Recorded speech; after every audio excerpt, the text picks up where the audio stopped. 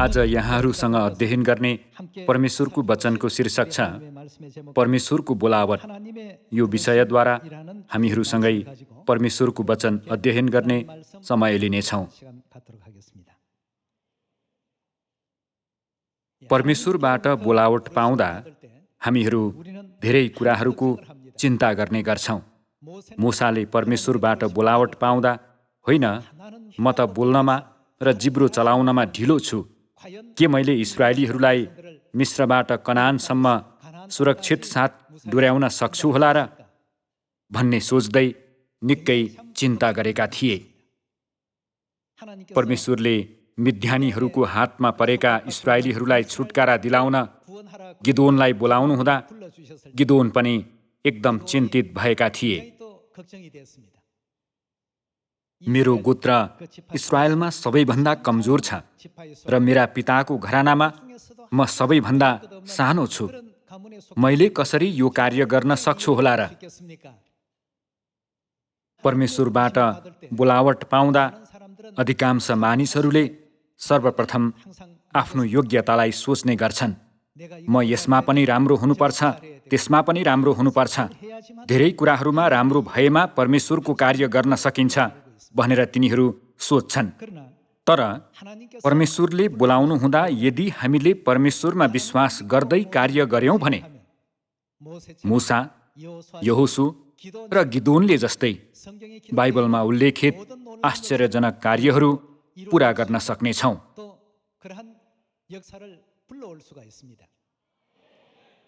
त्यस्तो चमत्कार ल्याउन सक्ने शक्ति विश्वासमा हुन्छ।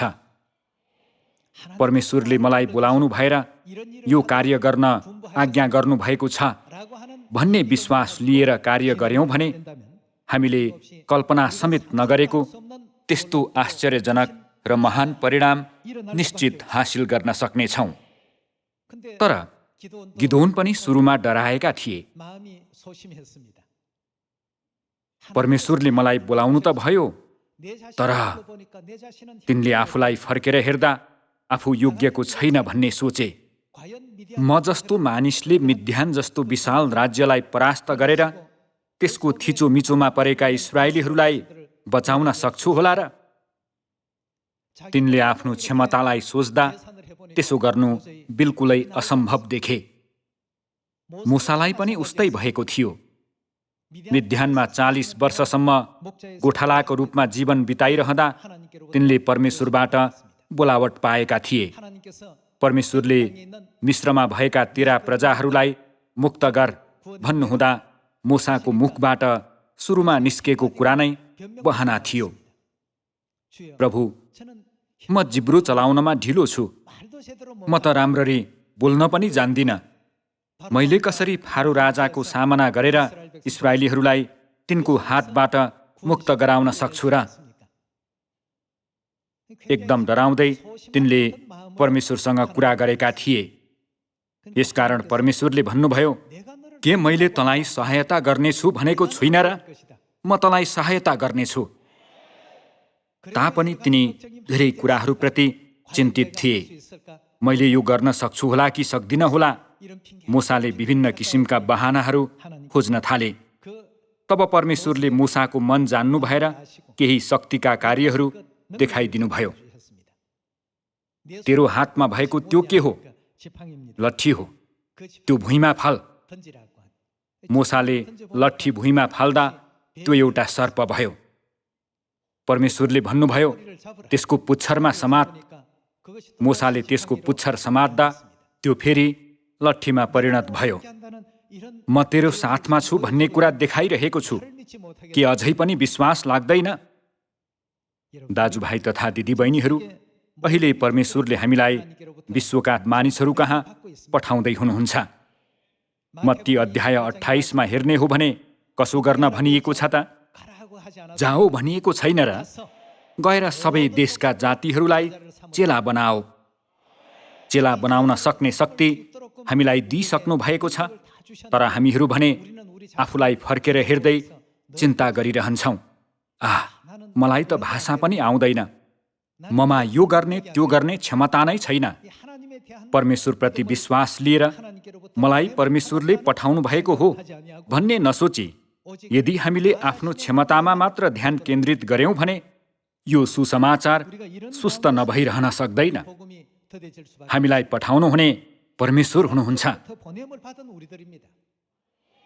गएर चेला बनाओ भन्नुभएको छ भने चेला बनाएर आयो भने हुन्छ। पिता र पुत्र र पवित्र आत्माको नाउँमा बप्तिस्मा देऊ भन्नुभएको छ भने बप्तिस्मा दियो भने हुन्छ। मैले तिमीहरूलाई आज्ञा गरेका कुरा सिकाओ भन्नुभएको छ भने सिकायो भने हुन्छ। अनि तिनीहरूलाई परमेश्वरको आज्ञा पालन गर्न लगाओ भन्नुभएको छ भने पालन गर्न मार्गदर्शन गर्यो भने हुन्छ। तर यस्ता सबै शक्तिहरू हामीबाट आएको हो भनेर हामी गलत तरिकाले बुझ्ने गर्छौं। 300 जना सेनाहरू र 1,35,000 मिद्यानी सेनाहरू युद्ध गर्दा के गिदोनले आफ्नो शक्तिद्वारा तिनीहरूलाई परास्त गरेका हुन् त? कदापि होइन। यसकारण परमेश्वरले भन्नुभयो, म तँलाई सहायता गर्नेछु, म तेरो साथमा रहनेछु भनेको होइन र तेरो शक्तिद्वारा मिद्यानीहरूको सामना गर भन्न खोजेको होइन। म आफ्नो शक्तिद्वारा गर्नेछु। परमेश्वर र त्यस विपक्षीको बीचमा को थिए त? परमेश्वरले गिदोन भन्ने एकजना पात्रलाई बीचमा राख्नु भएर तिनको हातद्वारा कार्य गर्नुभयो। यदि गिदोनले नै गरेका भए के तिनले विजय सुनिश्चित गर्न सक्थे होला र? जतिसुकै गाग्रोभित्र राँको राखेर गाग्रो फुटाउँदै राँको माथि उठाए पनि के तिनले युद्ध जित्न सक्थे होला र? त्यो बिल्कुलै असम्भव कुरा थियो। त्यो सम्भव हुन सक्ने गरी कसले सहायता गर्नुभएको थियो त? परमेश्वरले म तँलाई सहायता गर्नेछु भन्नुभएको थियो। यसकारण बाहिरी वातावरणलाई हेर्दै भयभीत हुने, डराउने अनि चकित हुने होइन कि केवल परमेश्वरलाई मात्र सोच्ने हामीहरू हौं। यो सुसमाचार सारा जातिहरूलाई सुनाओ भन्नुभएकोले सबैलाई सुनाउने सोचाइ मात्र लियो भने हुन्छ। हामीले त्यस्तो विश्वास लियौं भने परमेश्वरले निश्चय नै पवित्र आत्माद्वारा ठूलो परिवर्तन ल्याउनु हुनेछ। तर गिदोनले भने, प्रभु, म त सबैभन्दा कमजोर कुलको हुँ। मैले कसरी मिद्यानका ती असंख्य सेनाहरूको सामना गर्न सक्छु होला र? यसकारण परमेश्वरले भन्नुभयो, ए गिदोन, मैले तँलाई आफै युद्ध गर भनेको होइन के मैले तँलाई विजय गर्न सहायता गर्नेछु भनेको छैन र?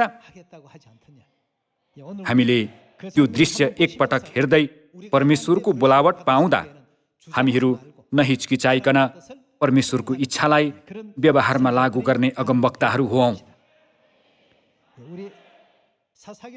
न्यायकर्ता 6:11 देखि हेरौं। अब परमप्रभुका दूत आएर अबिएजेरी युआसको ओप्रा भन्ने ठाउँको फलाटको रुख मुनि बसे। युआसका छोरा गिदोन चाहिँ मिद्यानीहरूबाट लुकाउनलाई दागको कोलमा गहुँ चुड्दै थिए। तब परमप्रभुका दूतले गिदोन कहाँ देखा परेर तिनलाई भने, त वीर मानिस होस् र परमप्रभु तसँग हुनुहुन्छ। गिदोनले तिनलाई भने, हजुर सुन्नुहोस्, परमप्रभु साँच्ची नै हामीसँग हुनुहुन्छ भने त यी सबै किन हामीलाई भएको? उहाँका ती सबै आश्चर्य कामहरू के भए सो हामीले आफ्ना पिता पुर्खाहरूबाट सुनेका छौं, जसले भन्थे, के परमप्रभुले हामीलाई मिश्र देशबाट निकालेर ल्याउनु भएको होइन? तर अब त परमप्रभुले हामीलाई त्याग्नु भएको छ र हामीलाई मिद्यानीहरूका हातमा सुम्पिदिनु भएको छ। तब तिनीतिर फर्केर परमप्रभुले भन्नुभयो, जा, इस्राएललाई मिद्यानीहरूका हातदेखि छुटाउनलाई तमा भएको बल प्रयोग गर, तँलाई पठाउने म नै हुँ। गिदोनले उत्तर दिए, हजुर सुन्नुहोस्, म कसरी इस्राएललाई बचाउन सक्छु? मेरो गोत्रलाई हेर्नुहोस्, त्यो त मनस्यमा सबैभन्दा कमजोर छ र मेरा पिताको घरानामा म सबैभन्दा सानो छु। परमप्रभुले जवाब दिनुभयो, म तँसँग हुनेछु र तैँले सारा मिद्यानीहरूलाई एउटै मानिसलाई झैं मार्नेछस्। गिदोनले भने, प्रभु, इस्राएलका 12 कुलहरूमध्ये मेरो गोत्र मनस्यमा सबैभन्दा कमजोर छ अनि मेरो घरानामा म सबैभन्दा सानो छु। त्यस्तो बल वा क्षमता मसँग छैन। तर परमेश्वरले भन्नुभयो, म तँसँग हुनेछु, त्यसैले चिन्ता नगर, तैँले मिद्यानीहरूलाई एउटै मानिसलाई झैं मार्नेछस्। परमेश्वरबाट बोलावट पाउँदा हामीहरू यसरी नै हिचकिचाउने गर्छौँ। अहिले हामीहरू विश्वभरिका सियोनका सन्तानहरू सबैजना उठेर कराउनु पर्ने अगमबाडीको अन्तिम घडीमा छौँ। तर हिचकिचाउनु, आनाकानी गर्नु र डराउनुको कारण चाहिँ मैले यो गर्न सक्छु होला भन्ने सोचेकोले हो।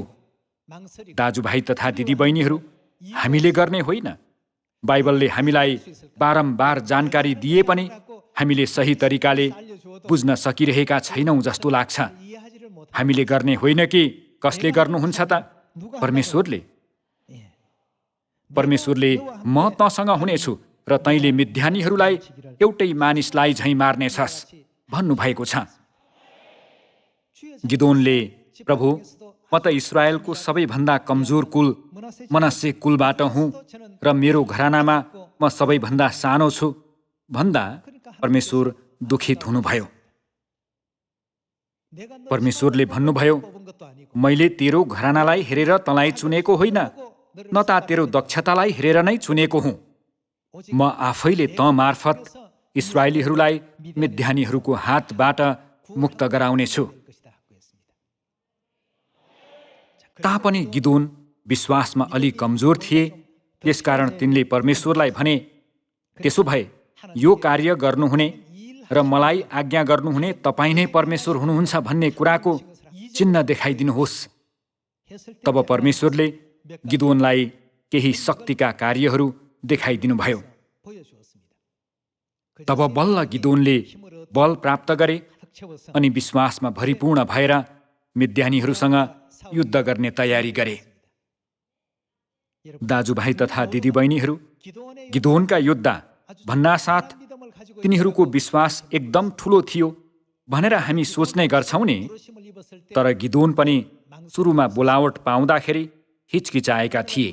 वर्तमानमा विश्वव्यापी गाउँका सबै मानिसहरूलाई सोच्दा कहिले र कसरी यी मानिसहरूलाई मुक्तिमा डोर्याउने होला भनेर हामी सोच्न सक्छौँ। के यो हाम्रो क्षमताद्वारा गर्न सकिने कार्य हो त? कदापि गर्न नसकिने कार्य हो। साँच्चै गर्न नसकिने कार्य भएकोले परमेश्वरले म तँसँग हुनेछु र तैँले सारा मिद्यानीहरूलाई एउटै मानिसलाई झैँ मार्नेछस् भनेर प्रतिज्ञा गर्नुभयो। परमेश्वरले हामीलाई बोलाउनु हुँदा हामीहरू गिदोन र मोसा जस्तै हिचकिचाउँछौँ भन्ने कुरा अरू कसैलाई भन्दा पनि परमेश्वरलाई राम्ररी थाहा छ। प्रस्थानको इतिहासलाई हेर्ने हो भने परमेश्वरबाट बोलावट पाउँदा मोसा एकदम हिचकिचाएका र डराएका थिए। किनभने तिनले आफ्नो शक्तिद्वारा त्यस बेलाको सबैभन्दा शक्तिशाली राज्य मिस्रको विरुद्धमा खडा भएर इस्राएलीहरूलाई छुटकारा दिलाउनु सजिलो कार्य होइन भनी सोचेका थिए। जतिसुकै उपाय सोचेर हिसाब गरे पनि तिनलाई त्यो कार्य असम्भव लागेको थियो।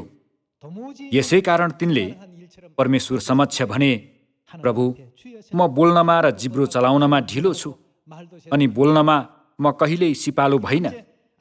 तिनले यस्ता बहानाहरू बनाएको दृश्य हामी प्रस्थानको पुस्तकमा देख्न सक्छौँ। सुरुमा गिदोन पनि हिचकिचाएका थिए। हिचकिचाए तापनि तिनले परमेश्वर साथमा हुनुहुन्छ भन्ने कुरालाई दृढ विश्वास गर्दा तिनी 300 जना सेनाहरूद्वारा 1,35,000 मिद्यानीहरूलाई परास्त गर्ने महान योद्धा बन्न सफल भए। हामीहरू पनि अहिले प्रत्येक क्षेत्रमा परमेश्वरको सुसमाचार प्रचार गरिरहेका छौँ। त्यसरी प्रचार गरे तापनि कस्तो सोचाइ आउँछ त? के म योग्यको छु त? के म यो साँच्चै पुरा गर्न सक्छु होला? के मसँग त्यस्तो क्षमता छ त? हामीले आफ्नो क्षमतालाई हेर्ने हो भने हामी यो गर्न सक्दैनौँ। गिदोनसँग शक्ति र क्षमता भएकोले 300 जनाद्वारा 1,35,000लाई परास्त गर्न सकेको होइन।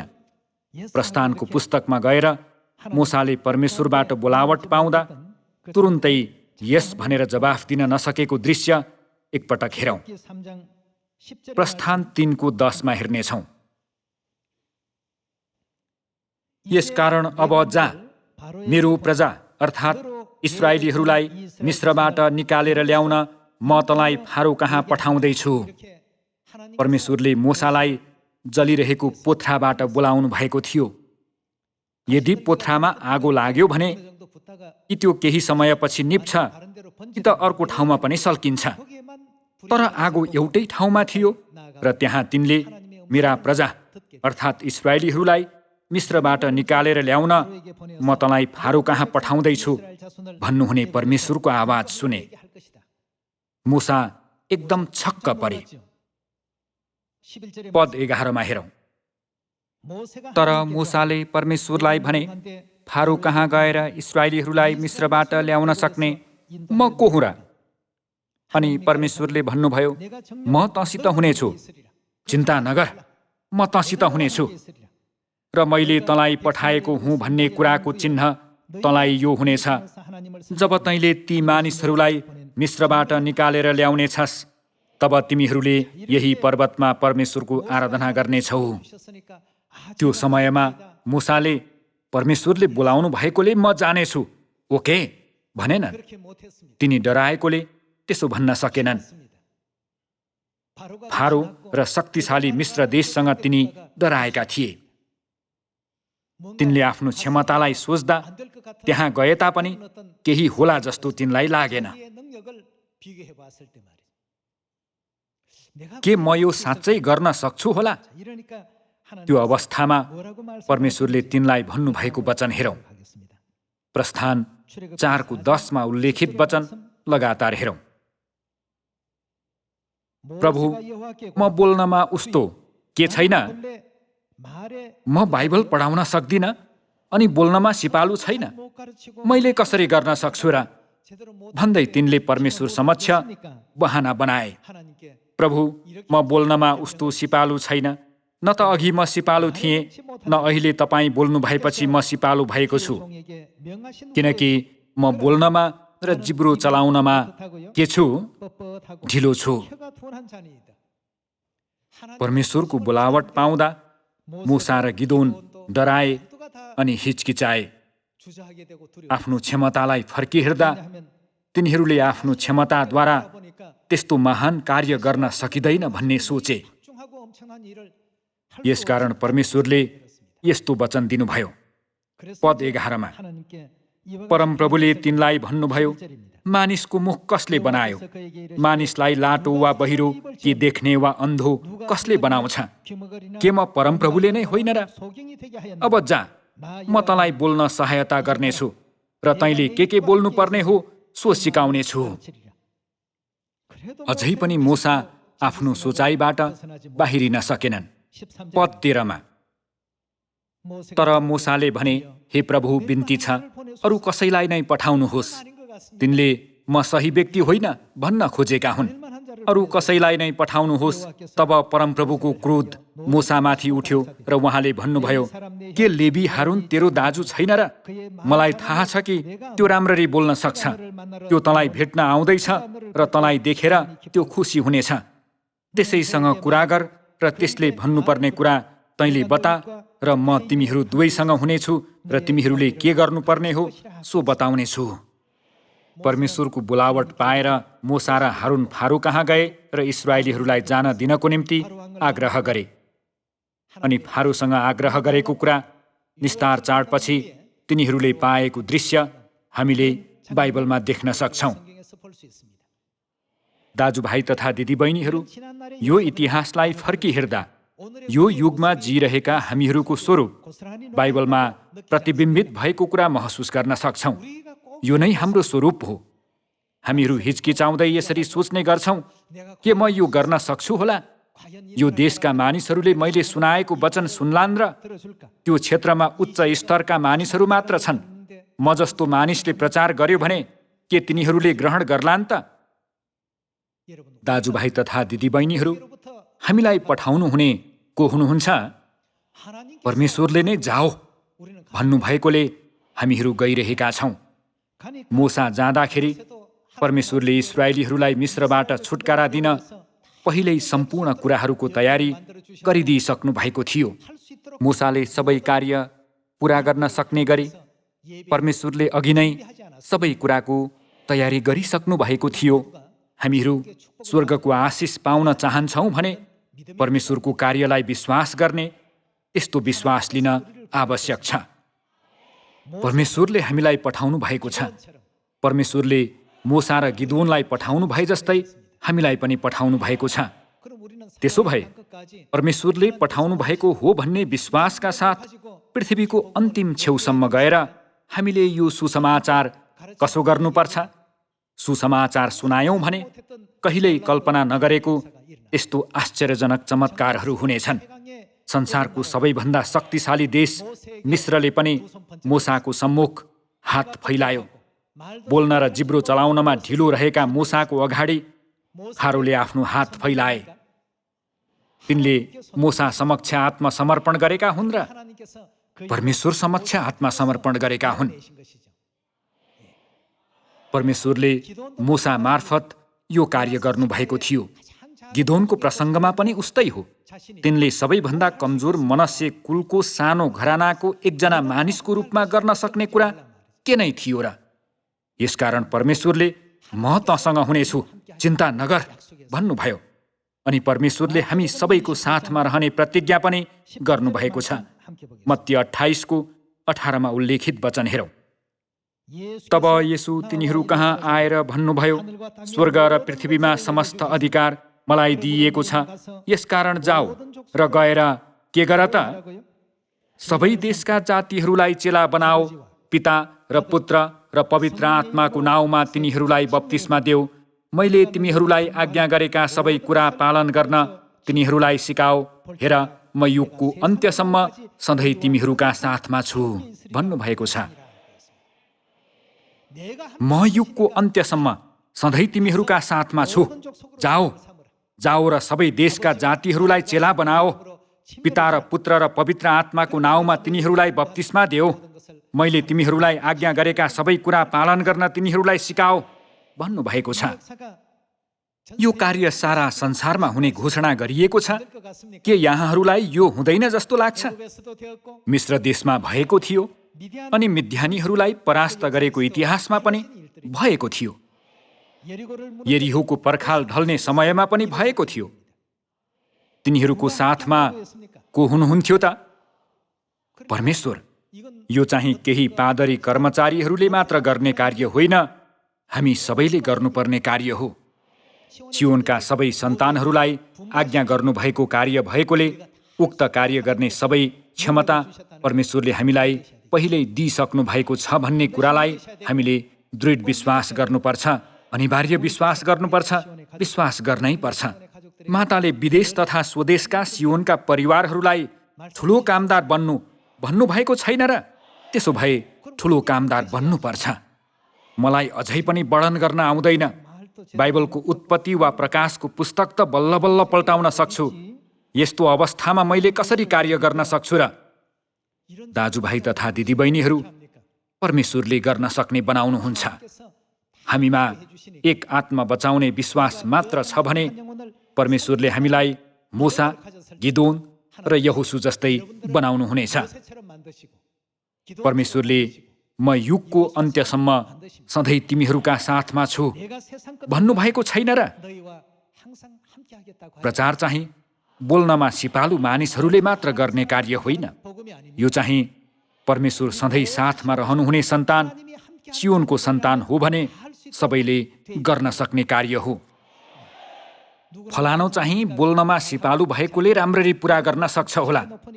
फलानो चाहिँ उच्च ओधाको भएकोले राम्ररी पुरा गर्न सक्छ होला। यो चाहिँ हामी मानिसको सोचाइ हो। मानिसको सोचाइलाई फालेर हाम्रो साथमा परमेश्वर हुनुहुन्छ भनी विश्वास गर्यौँ भने हामी बोल्नमा ढिलो भए तापनि मोसा र गिदोनले जस्तै उत्कृष्ट कार्य गर्न सक्नेछौँ। परमेश्वर साथमा हुनुहुन्छ भने हामी सबै कार्य गर्न सक्छौँ। म तिमीहरूको साथमा हुनेछु भनेको छैन र? मत्ती 28 वचनमा परमेश्वरले के भन्नुभएको छ त? म युगको अन्त्यसम्म सधैँ तिमीहरूका साथमा छु। हामीहरू आफ्नो छिमेकी, भेटघाट हुने मानिस, साथी, आफन्तजन तथा चिन्जानका मानिसहरूलाई प्रचार गर्न सक्छौँ। तिनीहरूले सुने पनि नसुने पनि तिनीहरूको हृदयमा सुसमाचारको बीजारोपण गर्यौँ भने ती मानिसहरूमा कुनै न कुनै प्रतिक्रिया देखा पर्नेछ। यसकारण हामीले निरन्तर वचन प्रचार गर्नुपर्छ। प्रचार गर्ने सन्दर्भमा प्रभु, मैले कसरी यो कार्य गर्न सक्छु र? म त इस्रायलको सबैभन्दा कमजोर कुल मनश्शे कुलबाट हुँ। म जस्तो मानिसले कसरी त्यस्तो कार्य गर्न सक्छ र? डर लाग्छ भनेका गिदोन जस्तै डराउने हामीहरू हुनु हुँदैन। परमेश्वरले, ए गिदोन, म तसँग हुनेछु, चिन्ता नगर। सबै मिद्यानीहरूलाई सजिलै परास्त गर्नमा म तँलाई सहयोग गर्नेछु भन्नुभयो। यस्तो वचन दिनुभएका परमेश्वरले सामरिया र पृथ्वीको अन्तिम छेउसम्म सुसमाचार प्रचार गर, म सहयोग गर्नेछु भन्नुहुँदै अहिले हामीलाई पठाइरहनु भएको छ, हामीलाई बोलाउनु भएको छ। अब उपरान्त माताको वचन अनुसार विश्वभरिका सबै सियोनका परिवारहरू ठुलो कामदार बन्नुपर्छ। हामीहरू चाहिँ परमेश्वरबाट बोलाइएका अन्तिम स्वर्गीय प्रजाहरू हौं। के यहाँहरू यो यथार्थतालाई विश्वास गर्नुहुन्छ? विश्वास गर्नुहुन्छ भने कृपया आफ्नो विश्वासलाई नगुमाइकन यो र त्यो कारणले गर्न असम्भव छ भन्ने सोचाइलाई फालेर हामीले परमेश्वरबाट बोलावट पाएका छौं भन्ने यथार्थतालाई मनन गर्दै अगाडि लम्कने हामीहरू हुन सकौं। यसकारण परमेश्वरबाट बोलावट पाएका मानिसहरूले कुनै बोलावट पाउँदा आफैलाई एउटा प्रश्न गर्न आवश्यक छ। आफूले आफैलाई यो कार्य गर्ने क्षमता मसँग छ र भन्ने प्रश्न भन्दा पनि मलाई कसले बोलाउनु भएको हो भन्ने प्रश्नमा हामीले ध्यान केन्द्रित गर्नुपर्छ। हामी परमेश्वरबाट बोलाइएका हौं भने परमेश्वरबाट बोलावट पाएको कुरालाई दृढ विश्वास गर्दै सुसमाचारको कार्य गरुन्जेल कुनै कुराप्रति चिन्ता गर्न वा विचलित हुन आवश्यक छैन।